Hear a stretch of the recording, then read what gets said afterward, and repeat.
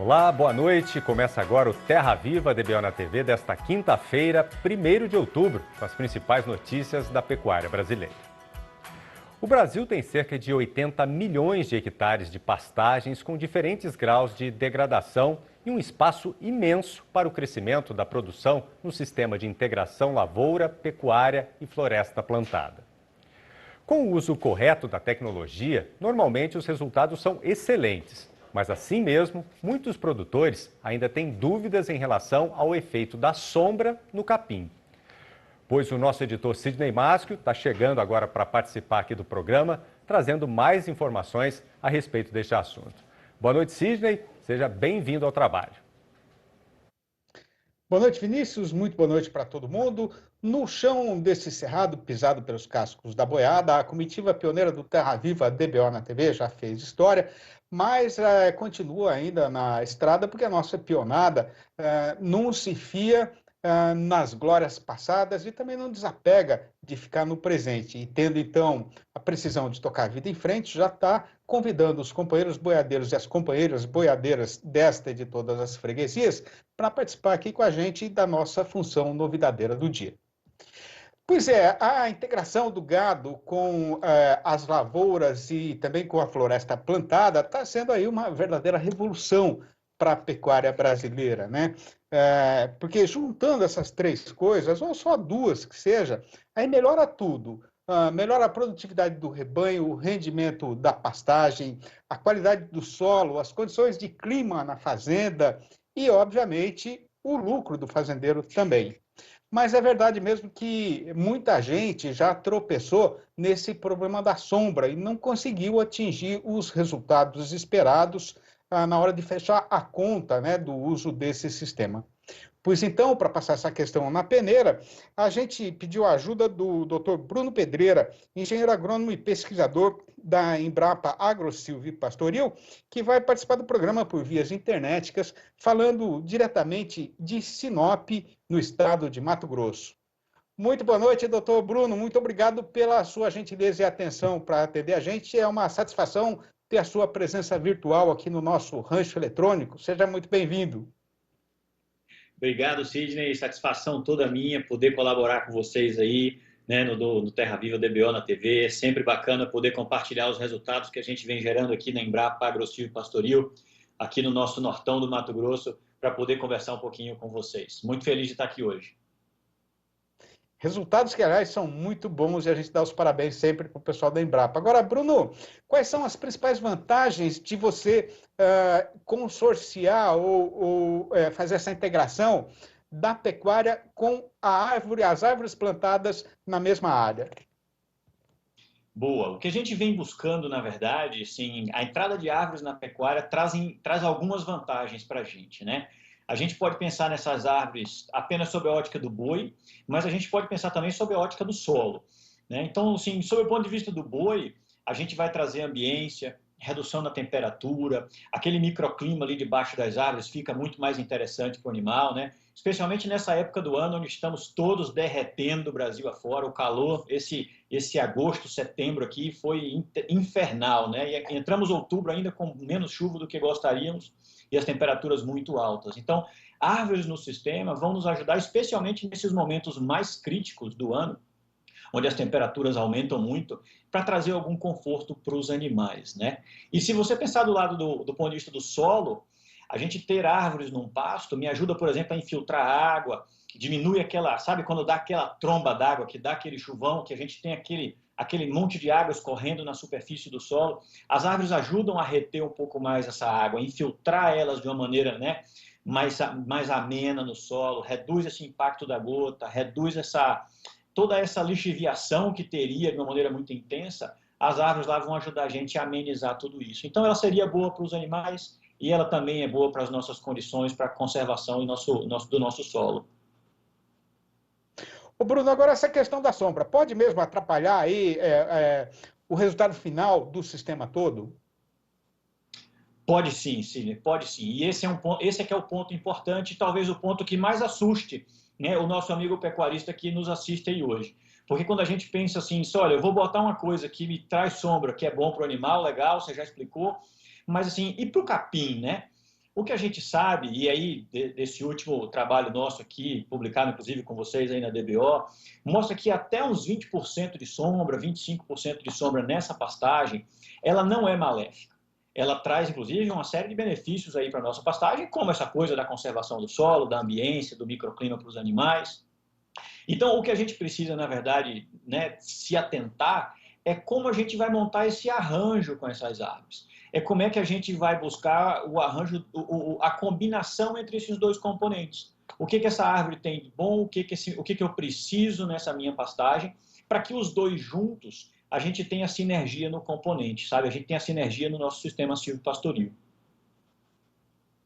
Agora, Bruno, existe aí um espaçamento padrão para o plantio das árvores, né, que sirva, assim, digamos, para todo tipo de árvore, todo tipo de capim e todas as fazendas do Brasil, ou cada uma tem que ver a sua condição particular?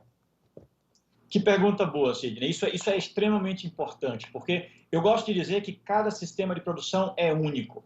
Né? Se eu tiver o meu e você tiver o meu é o meu, o seu é o seu. Se a gente tiver vizinho um do outro, ainda assim, pela simples decisão de tomar decisões de maneira diferente, os sistemas serão diferentes. Então, para cada cenário, a gente precisa identificar o que tem naquele sistema, como é que eu ajusto ele. E aí eu preciso levar em conta pelo menos 3 fatores. Essa árvore vai entrar no meu sistema apenas para agregar serviços, por exemplo, trazer essa coisa da sombra, do microclima, do solo, ou essa árvore vai adicionar renda, ou ela vai substituir renda na minha pecuária. Porque quanto mais, né, essa árvore participar do processo, trazendo grana para o sistema, trazendo, né, um aporte econômico para a minha pecuária, mais eu posso permitir que ela diminua um pouco a redução da minha pecuária, que ela diminua um pouco a produtividade dos meus pastos, porque ela vai ser uma fonte de renda. Mas se ela não for, eu preciso delas mais espaçadas, eu preciso de menos árvores por hectare, porque ela precisa adicionar apenas, se um dia eu precisar de um morão, se eu for querer ser autossuficiente, por exemplo, dentro da minha propriedade, com a madeira que lá eu tenho. E aí a gente vai ajustando em função do que você espera dessa árvore e de que valor ela tem, né? E a gente precisa botar em conta o local que você está. Tem lugar onde as árvores têm valor mais alto, tem lugar que o valor agregado é mais baixo. Para quem que você vai vender ela? Isso é importante no contexto do seu projeto, para poder ajustar o quanto ela vale, ao quanto eu vou permitir que ela prejudique ou não a minha pecuária, que na maioria dos casos a ideia não é essa. A ideia é que ela venha adicionar sem me tirar a produção do meu capim. Agora, Bruno, existe alguma forma de você garantir, por exemplo, que o que você perde de um lado, por exemplo, reduzindo um pouco a produção de arrobas por área, né? Você ganha no outro com a venda de madeira ou de uma forma geral, na conta final do sistema? Como é que você garante isso? Como é que o pecuarista faz para saber que no fim não vai ter prejuízo? Perfeito. Vamos lá. Se você tiver até uns 20% de sombreamento, essas nossas gramíneas de Brasil que a gente está conversando aí, as braquiárias, os pânicos, elas não vão sofrer tanto. Então, isso já é um bom sinal, é o primeiro número que a gente tem. Sombreio não mais do que 20% da minha área. Se eu quiser sombrear mais do que isso, eu aí preciso saber por quanto eu vou vender cada árvore dessa depois. Porque eu começo a ter uma queda de improdutividade da minha pecuária que vai ser necessário, né, a substituição dessa fonte de renda agora pela minha árvore. Então, descubro qual é o preço da árvore na minha região, quanto tempo eu vou levar para cortar essa árvore e o quanto ela vai sombrear no meu sistema. E busco manter ela ali abaixo desses 20% de sombreamento. Agora, como que vai mudando, Bruno, essa relação entre a sombra, né, e o capim, na medida em que a árvore vai crescendo? Porque isso varia, evidentemente, né? Varia com o tamanho da árvore, varia com a copa da árvore, né? Você tem árvores que tem as copas bem largas, tem árvore da copa mais estreita, mais para cima. Só para dar um exemplo para vocês, aqui no nosso experimento na Embrapa AgroSilvopastoril, nós começamos com linhas triplas de eucalipto e com 5, 6 anos a gente tirou as 2 linhas de fora e deixou só a linha central, porque o sombreamento foi crescendo tanto que foi necessário reduzir ele, porque a gente começou a ter perdas em produtividade na pastagem, na soja e no milho. Então é importante o pecuarista, o agricultor que está trabalhando nesse sistema integrado, onde a árvore é um componente, levar isso em consideração e ir monitorando ao longo do tempo.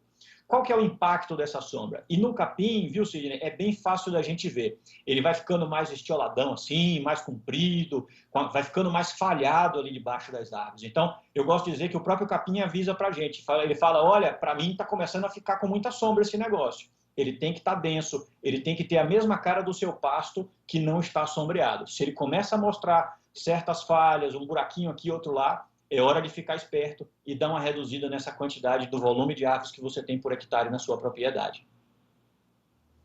Tá certo. Assim como o boi fala, o capim também fala, né, Bruno? Bom, eu queria agradecer demais a sua participação, mais uma vez dar os parabéns pelos trabalhos que vocês têm desenvolvido aí na Embrapa de uma forma geral, na Embrapa Agro Silvio Pastoril também, né? E mandar um abração para você e para toda a turma boa aí, dos técnicos, trabalhadores, assistentes e todo mundo que ajuda a gente a tocar esse carretão em frente. Obrigado, viu, Bruno? Grande abraço. Obrigado demais, Sidney. Grande abraço.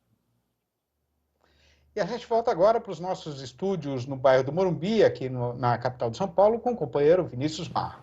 Obrigado, Sidney. Daqui a pouco você volta também com mais informações aqui para a gente. Vamos agora para um rápido intervalo. No próximo bloco, vamos conferir o fechamento do mercado do boi gordo. A gente volta já já. Estamos de volta aqui no TBO na TV. E agora, para dizer que neste domingo, dia 4 de outubro, o canal Terra Viva transmite a partir das 10 horas da manhã o leilão virtual 500 touros Nelore Grandene.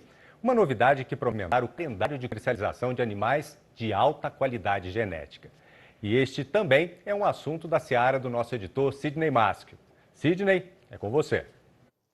Obrigado, Vinícius. Conforme o companheiro boiadeiro tem bem ciência e sabedência, com um trabalho de seleção muito rigoroso, o seu Grandene é hoje uma das principais referências do Nelore no Brasil e, logicamente, no mundo também, né?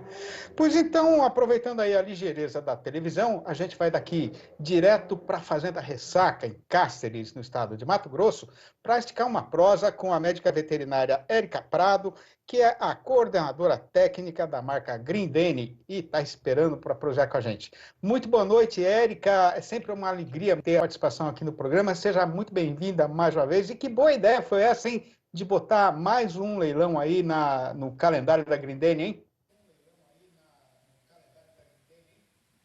Boa noite, Sidney. É uma satisfação estar aqui de novo. Das boas coisas que a pandemia e 2020 nos ensinou foi que, como é bom parcerias fortes, como a sua, como do canal Terra Viva, sempre estar aqui com a gente, levando informação e levando oportunidade de negócio para o Brasil inteiro.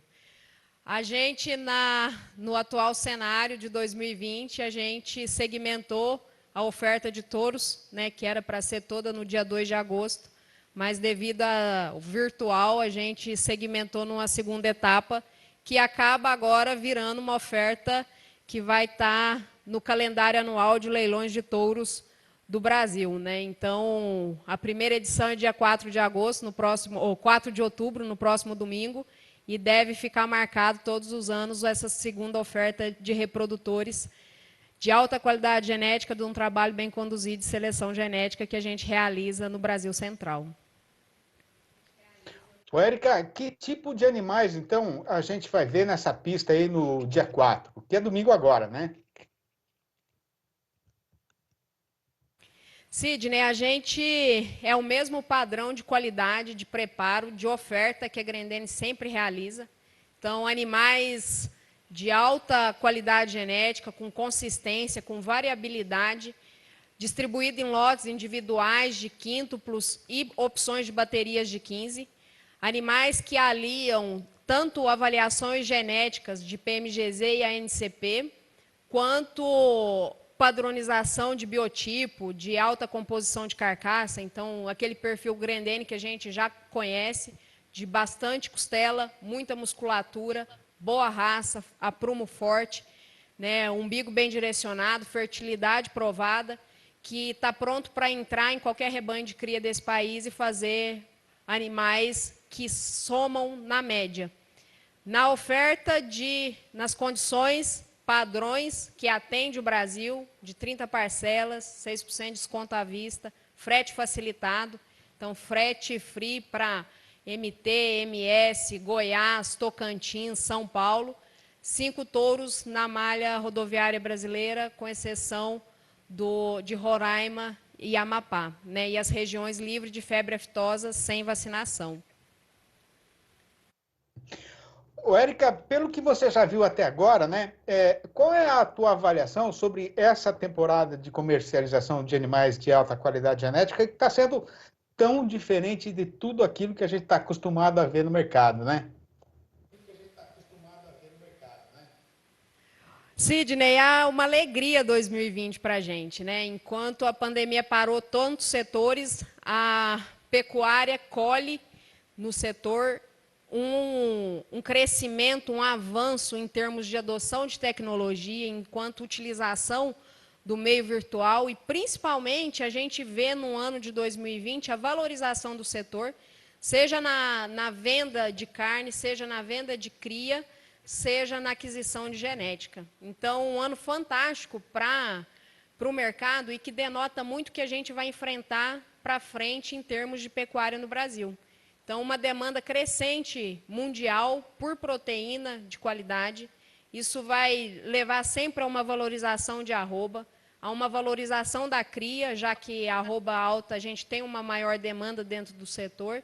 E a genética ela é determinante na produção de animais mais padronizados, de animais de melhor desempenho a campo, que aproveite melhor o ambiente. Então, mais do que nunca, a valorização que a gente vê do setor esse ano agrada muito nós, produtores de genética, porque é um dos momentos históricos dentro da pecuária que mostra o valor que tem todo o trabalho que a gente envolve dentro do preparo, da produção de touros e matrizes que vão levar a impulsionar a genética brasileira, a pecuária brasileira. A gente não pode esquecer nunca que metade entra pela boca, mas metade entra pela qualidade genética dos animais. E a genética em si, selecionada pelos diversos rebanhos brasileiros, inclusive a Grendene, é que é a mola propulsora de uma pecuária mais produtiva, uma pecuária que entregue mais rentabilidade para cada investidor, para cada empresário pecuarista desse Brasil. Muito bom. Parabéns pelo trabalho de vocês, Érica, que eu conheço bastante, já tive aí várias vezes, né? E que, com certeza, em breve a gente vai estar junto de novo. Então, só lembrando, né? Neste domingo, dia 4 de outubro, a partir das 10 horas, pelo canal Terra Viva, leilão 500 touros Grindene. Obrigado, viu, Érica? Até o leilão, então. Um abração para você e para toda a turma aí da Fazenda Ressaca.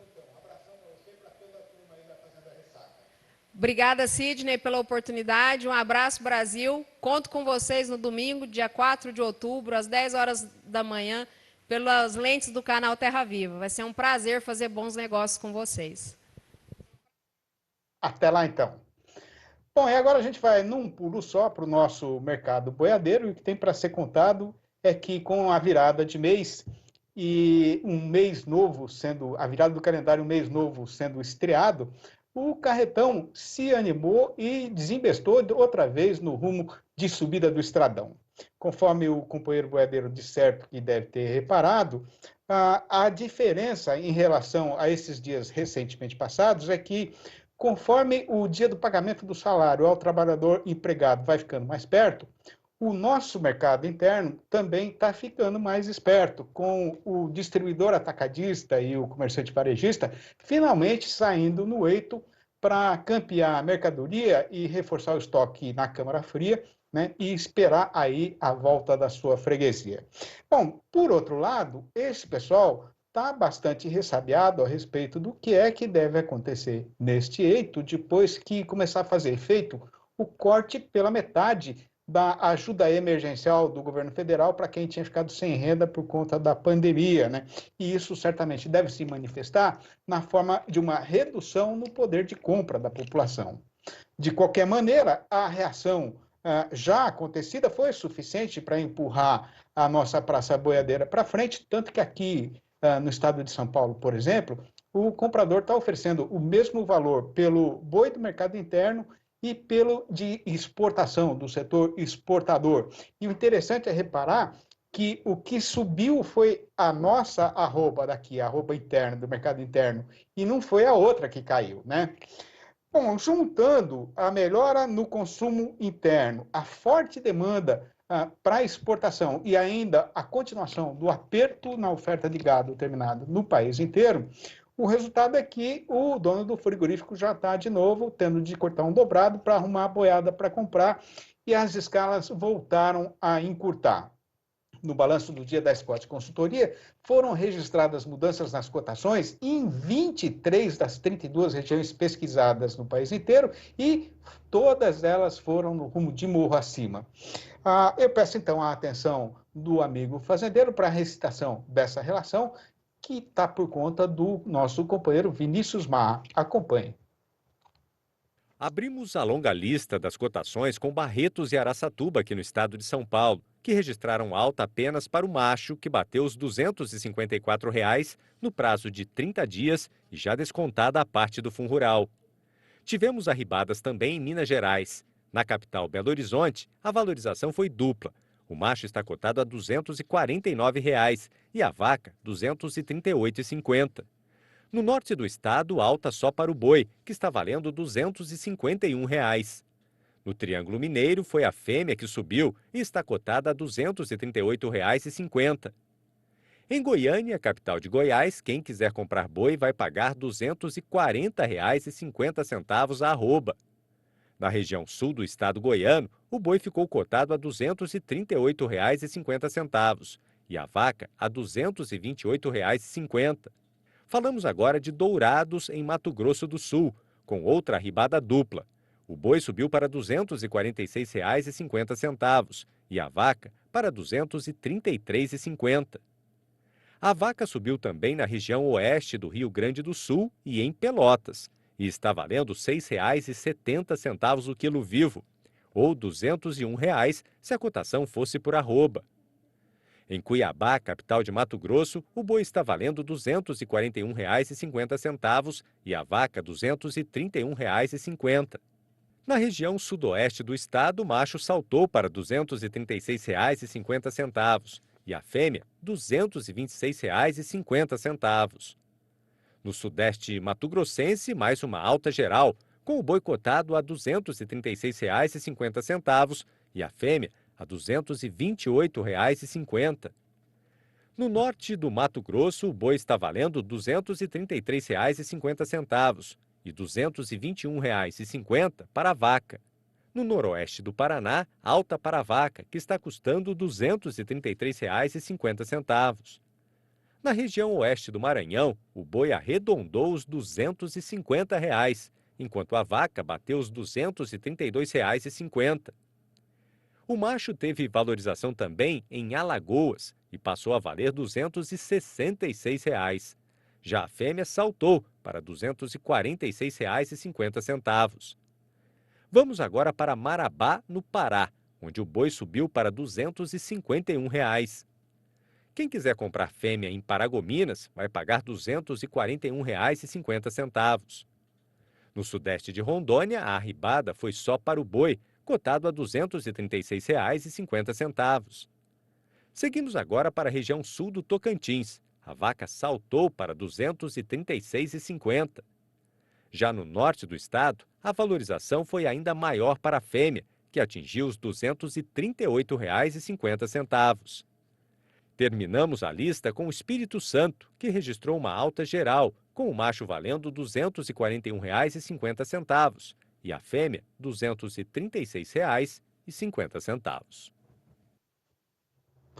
Tá certo, então está chegada a hora de fazer a recitação do nosso versinho de caipira do dia, lembrando que o tema escolhido para esta semana é boiada e boiadeiro. Então vai ouvindo. No serviço de boiadeiro, eu sei que rico eu não fico, mas o ofício de lidar com mestiço, para mim, é prazenteiro e eu não careço mesmo de ganhar muito dinheiro.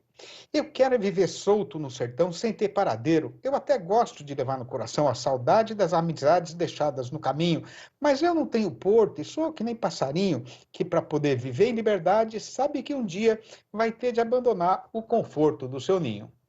Eu vou ficando por aqui, mandando um abraço para todo mundo e prometendo voltar amanhã nos nossos horários de costume. Volto com você, meu companheiro Vinícius Marra. Obrigado, Sidney, pelas suas informações. Amanhã você volta com mais versinhos aqui pra gente. O DBO de hoje fica por aqui. Obrigado pela sua companhia e até amanhã.